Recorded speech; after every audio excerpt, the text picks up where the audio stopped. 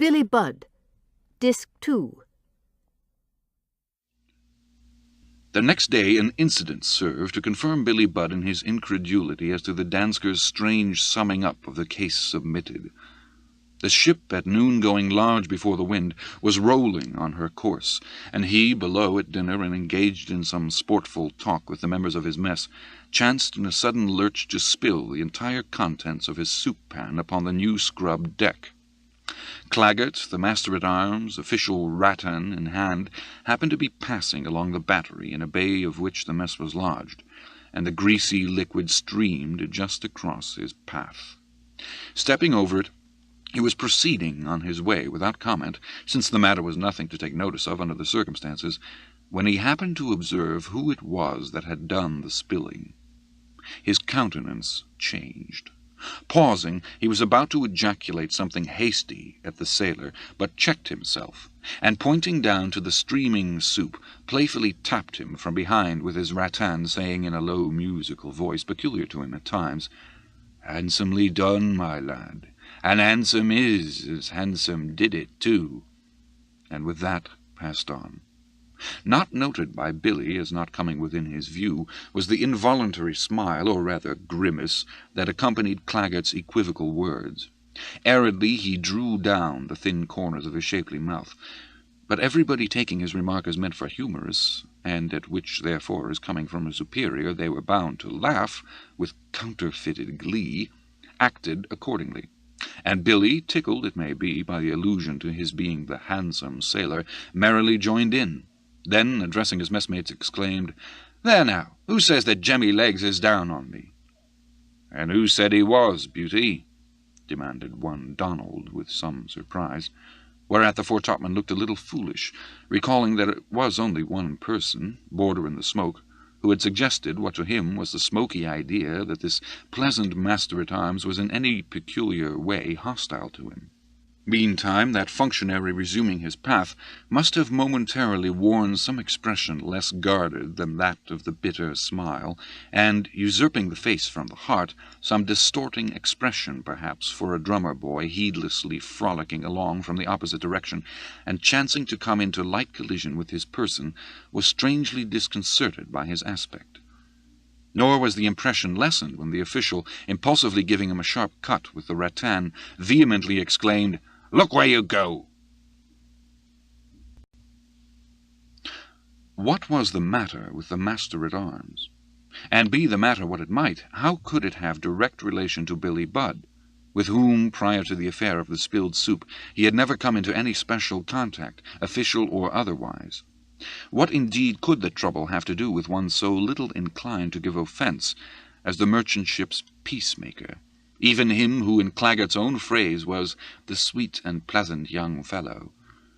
Yes, why should Jemmy Legs, to borrow the Danskers' expression, be down on the handsome sailor? But, at heart, and not for nothing, as the late chance encounter may indicate to the discerning, down on him, secretly down on him, he assuredly was. Now, to invent something touching the more private career of Claggart, something involving Billy Budd, of which something the latter should be wholly ignorant, some romantic incident implying that Claggart's knowledge of the young blue-jacket began at some period anterior to his catching sight of him on board the 74, all this not so difficult to do, might avail in a way more or less interesting to account for whatever enigma may appear to lurk in the case. But, in fact, there was nothing of the sort.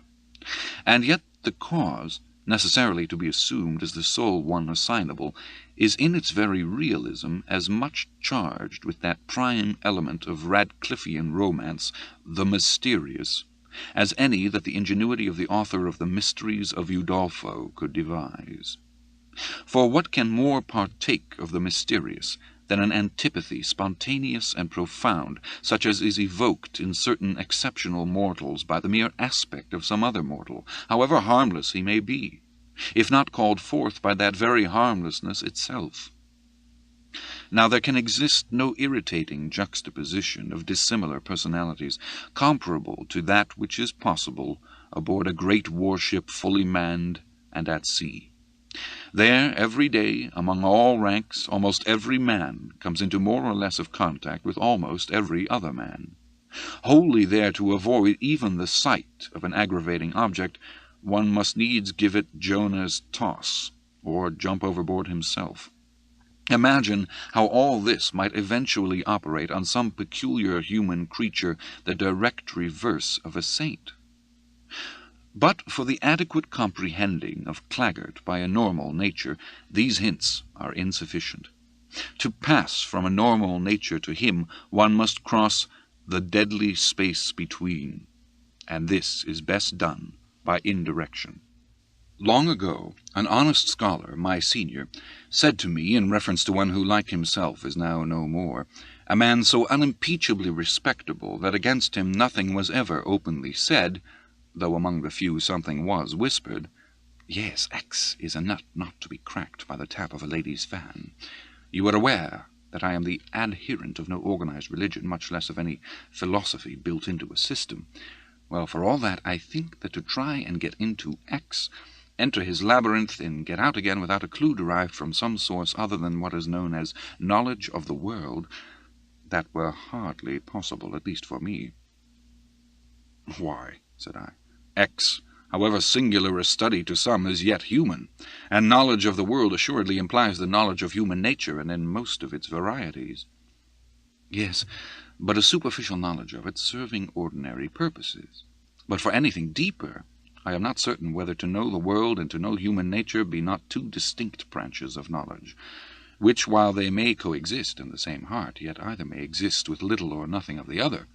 Nay, in an average man of the world, his constant rubbing with it blunts that fine spiritual insight indispensable to the understanding of the essential in certain exceptional characters, whether evil ones or good. In a matter of some importance, I have seen a girl wind an old lawyer about her little finger. Nor was it dotage of senile love, nothing of the sort. But he knew law better than he knew the girl's heart. Coke and Blackstone hardly shed so much light into obscure spiritual places as the Hebrew prophets. And who were they? Mostly recluses. At the time, my inexperience was such that I did not quite see the drift of all this. It may be that I see it now. And indeed, if that lexicon which is based on Holy Writ were any longer popular, one might with less difficulty define and denominate certain phenomenal men. As it is, one must turn to some authority not liable to the charge of being tinctured with the biblical element. In a list of definitions included in the authentic translation of Plato, a list is attributed to him, occurs this: natural depravity, a depravity according to nature. A definition which, though savoring of Calvinism, by no means involves Calvin's dogma as to total mankind. Evidently its intent makes it applicable but to individuals. Not many are the examples of this depravity which the gallows and jails supply. At any rate, for notable instances, since these have no vulgar alloy of the brute in them, but invariably are dominated by intellectuality, one must go elsewhere. Civilization, especially if of the austerer sort, is auspicious to it.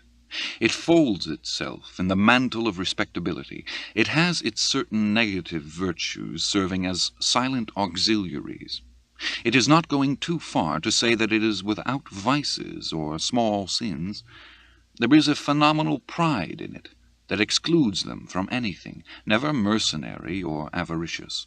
In short, the depravity here meant partakes nothing of the sordid or sensual. It is serious, but free from acerbity. Though no flatterer of mankind, it never speaks ill of it. But the thing which in eminent instances signalizes so exceptional a nature is this: though the man's even temper and discreet bearing would seem to intimate a mind peculiarly subject to the law of reason, not the less in his soul's recesses he would seem to riot in complete exemption from that law, having apparently little to do with reason further than to employ it as an ambidexter implement for effecting the irrational. That is to say, toward the accomplishment of an aim which his wantonness of malignity would seem to partake of the insane, he will direct a cool judgment, sagacious and sound. These men are true madmen. and of the most dangerous sort, for their lunacy is not continuous, but occasional, evoked by some special object. It is secretive and self-contained, so that when most active, it is to the average mind not distinguished from sanity, and for the reason above suggested, that whatever its aim may be, and the aim is never disclosed, the method and the outward proceeding is always perfectly rational. Now something such was Claggart, in whom was the mania of an evil nature not engendered by vicious training or corrupting books or licentious living, but born with him and innate, in short, a depravity according to nature. Can it be this phenomenon, disowned or not acknowledged, that in some criminal cases puzzles the courts? For this cause have our juries at times not only to endure the prolonged contentions of lawyers with their fees, but also the yet more perplexing strife of the medical experts with theirs. But why leave it to them? Why not subpoena as well the clerical proficients, their vocation bringing them into peculiar contact with so many human beings, and sometimes in their least guarded hour, in interviews very much more confidential than those of physician and patient? This would seem to qualify them to know something about those intricacies involved in the question of moral responsibility, whether in a given case, say, the crime proceeded from mania in the brain or rabies of the heart. As to any differences among themselves these clerical proficients might develop on the stand, these could hardly be greater than the direct contradictions exchanged between the remunerated medical experts. Dark sayings are these, some will say. But why? It is because they somewhat savor of Holy Writ in its phrase, mysteries of iniquity. The point of the story, turning on the hidden nature of the master-at-arms, has necessitated this chapter. With an added hint or two in connection with the accident of the mess, the resumed narrative must be left to vindicate as it may its own credibility. Pale ire, envy, and despair. That Claggart's figure was not amiss, and his face, save the chin, well moulded, has already been said. Of these favourable points he seemed not insensible, for he was not only neat but careful in his dress. But the form of Billy Budd was heroic, and if his face was without the intellectual look of the pallid Claggart's, not the less was it lit, like his, from within, though from a different source. The bonfire in his heart made luminous the rose tan in his cheek. In view of the marked contrast between the persons of the twain, it is more than probable that when the master-at-arms in the scene last given applied to the sailor the proverb, "Handsome is as handsome does," he there let escape an ironic inkling, not caught by the young sailors who heard it, as to what it was that had first moved him against Billy, namely his significant personal beauty. Now envy and antipathy, passions irreconcilable in reason, nevertheless in fact may spring conjoined, like Chang and Eng in one birth. Is envy then such a monster? Well, though many an arraigned mortal has, in hopes of mitigated penalty, pleaded guilty to horrible actions, did ever anybody seriously confess to envy? Something there is in it universally felt to be more shameful than even felonious crime.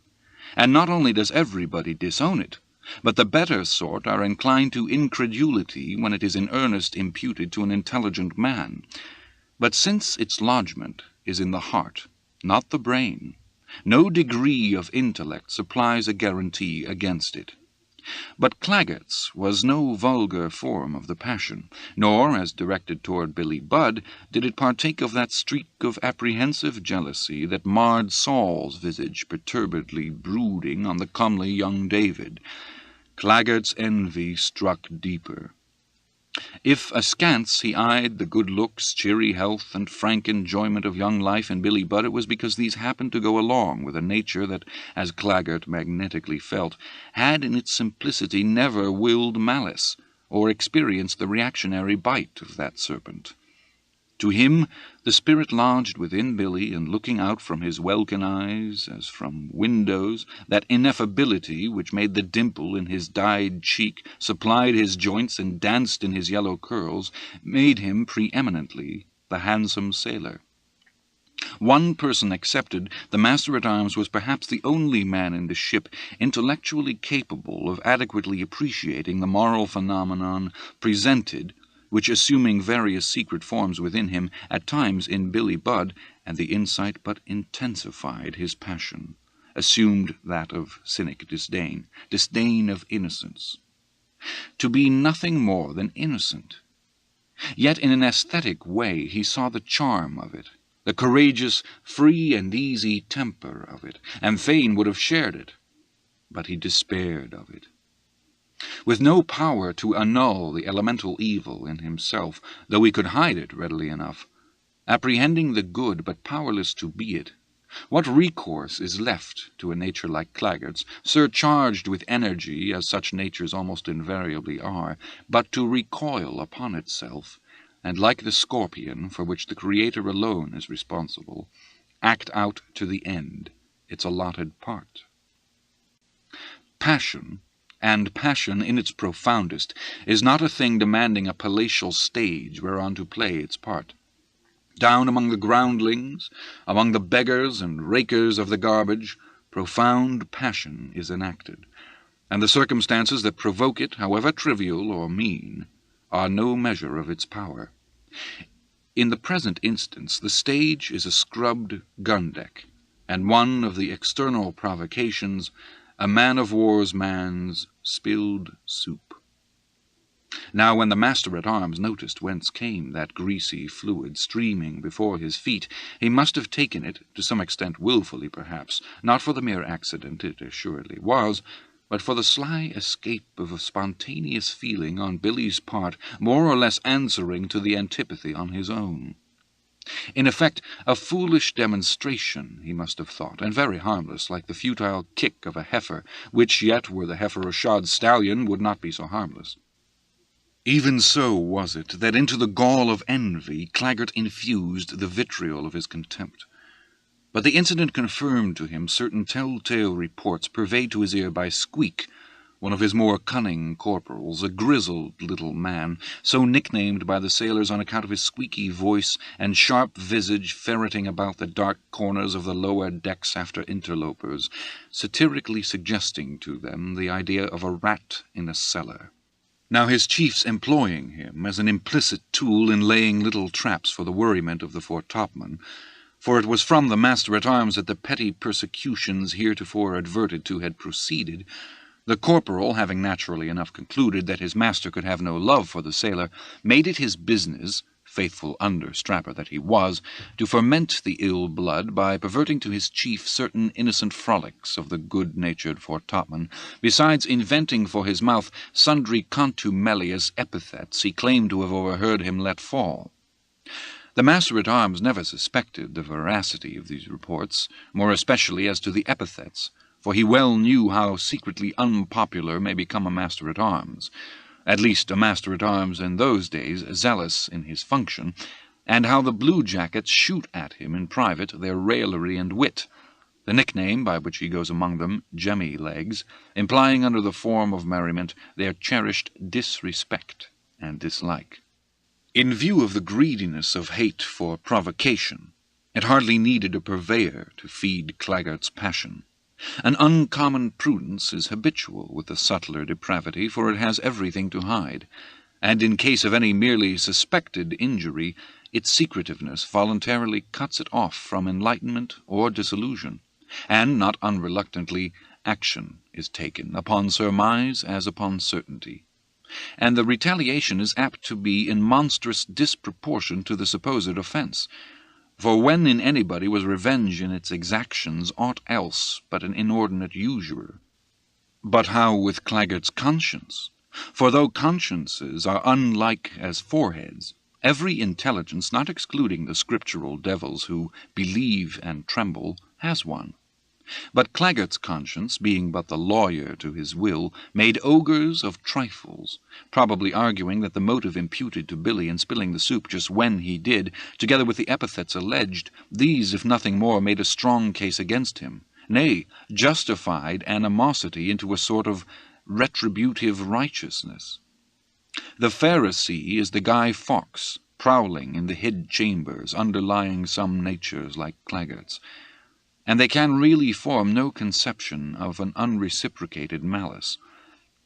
Probably the master-at-arms' clandestine persecution of Billy was started to try the temper of the man, but it had not developed any quality in him that enmity could make official use of, or ever pervert into even plausible self-justification, so that the occurrence at the mess, petty if it were, was a welcome one to that peculiar conscience assigned to be the private mentor of Claggart, and for the rest, not improbably, it put him upon new experiments.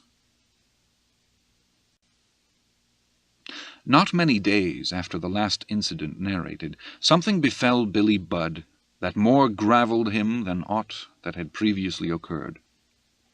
It was a warm night for the latitude, and the foretopman, whose watch at the time was properly below, was dozing on the uppermost deck, whither he had ascended from his hot hammock, one of hundreds suspended so closely wedged together over a lower gun-deck that there was little or no swing to them. He lay as in the shadow of a hillside, stretched under the lee of the booms, a piled ridge of spare spars, and among which the ship's largest boat, the launch, was stowed. Alongside of 3 other slumberers from below, he lay near one end of the booms which approached from the foremast, his station aloft on duty as foretopman being just over the deck-station of the forecastle-man, entitling him, according to usage, to make himself more or less at home in that neighbourhood. Presently he was stirred into semi-consciousness by somebody who must have previously sounded the sleep of the others, touching his shoulder, and then, as the foretopman raised his head, breathing into his ear in a quick whisper, "Slip into the lee forechains, Billy. There is something in the wind. Don't speak. Quick, I will meet you there." And who then disappeared. Now Billy, like sundry other essentially good-natured ones, had some of the weaknesses inseparable from essential good nature, and among these was a reluctance, almost an incapacity, of plumply saying no to an abrupt proposition not obviously absurd on the face of it, nor obviously unfriendly, nor iniquitous. And being of warm blood, he had not the phlegm to negate any proposition or unresponsive inaction. Like his sense of fear, his apprehension as to aught outside of the honest and natural was seldom very quick. Besides, upon the present occasion, the drowse from his sleep still hung upon him. However it was, he mechanically rose, and sleepily wondering what could be in the wind, betook himself to the designated place, a narrow platform, one of 6, outside of the high bulwarks, and screened by the great dead-eyes and multiple columned lanyards of the shrouds and backstays, and, in a great warship of that time, of dimensions commensurate to the ample hull's magnitude, a tarry balcony, in short, overhanging the sea, and so secluded that one mariner of the indomitable and nonconformist old tar of a serious turn made it even in daytime his private oratory. In this retired nook the stranger soon joined Billy Budd. There was no moon as yet. A haze obscured the starlight. He could not distinctly see the stranger's face. Yet from something in the outline and carriage Billy took him to be, and correctly, one of the afterguard. "Hist, Billy," said the man in the same quick cautionary whisper as before. "You were impressed, weren't you? Well, so was I." And he paused as to mark the effect. But Billy, not knowing exactly what to make of this, said nothing.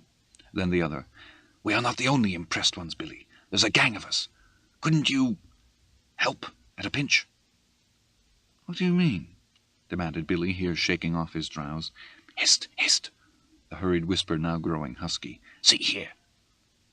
And the man held up 2 small objects, faintly twinkling in the nightlight. "See, they are yours, Billy, if you'll only—" But Billy broke in, and in his resentful eagerness to deliver himself, his vocal infirmity somewhat intruded. "Damn, I don't know what you're driving at or what you mean, but you had better go where you belong." For the moment the fellow, as confounded, did not stir, and Billy, springing to his feet, said, "If you don't start, I'll toss you back over the rail." There was no mistaking this, and the mysterious emissary decamped, disappearing in the direction of the mainmast in the shadow of the booms. "Hello, what's the matter?" here came growling from a forecastleman, awakened from his deck doze by Billy's raised voice, and as the foretopman reappeared and was recognized by him, "Ah, beauty, is it you? Well, something must have been the matter, for you stuttered." "Oh," rejoined Billy, now mastering the impediment, "I found an afterguardsman in our part of the ship here, and I bid him be off where he belongs." "And is that all you did about it, foretopman?" gruffly demanded another, an irascible old fellow of brick-coloured visage and hair, and who was known to his associate forecastleman as Red Pepper. "Such sneaks I should like to marry to the gunner's daughter," by that expression meaning that he would like to subject them to disciplinary castigation over a gun. However, Billy's rendering of the matter satisfactorily accounted to these inquirers for the brief commotion, since of all the sections of a ship's company, the forecastlemen, veterans for the most part, and bigoted in their sea prejudices, are the most jealous in resenting territorial encroachments, especially on the part of any of the afterguard, of whom they have but sorry opinion, chiefly landsmen, never going aloft, except to reef or furl the mainsail, and in no wise competent to handle a marling spike or turn in a dead-eye, say. This incident sorely puzzled Billy Budd. It was an entirely new experience, the first time in his life that he had ever been personally approached in underhand, intriguing fashion. Prior to this encounter he had known nothing of the afterguardsmen, the two men being stationed wide apart, one forward and aloft during his watch, the other on deck and aft. What could it mean? And could they really be guineas, those two glittering objects the interloper had held up to his, Billy's, eyes? Where could the fellow get guineas? Why, even buttons, spare buttons, are not so plentiful at sea. The more he turned the matter over, the more he was nonplussed, and made uneasy and discomforted. In disgustful recoil from an overture which, though he but ill comprehended, he instinctively knew must involve evil of some sort, Billy Budd was like a young horse fresh from the pasture suddenly inhaling a vile whiff from some chemical factory, and by repeated snortings trying to get it out of his nostrils and lungs. This frame of mind barred all desire of holding further parley with the fellow, even were it but for the purpose of gaining some enlightenment as to his design in approaching him. And yet he was not without natural curiosity to see how such a visitor in the dark would look in broad day. He espied him the following afternoon in his first dog-watch below, one of the smokers on that forward part of the upper gun-deck allotted to the pipe. He recognized him by his general cut and build more than by his round, freckled face and glassy eyes of pale blue, veiled with lashes all but white. And yet Billy was a bit uncertain whether indeed it were he, yonder chap about his own age, chatting and laughing in free-hearted way, leaning against a gun, a genial young fellow enough to look at, and something of a rattle-brain to all appearance, rather chubby, too, for a sailor, even an after-guardsman.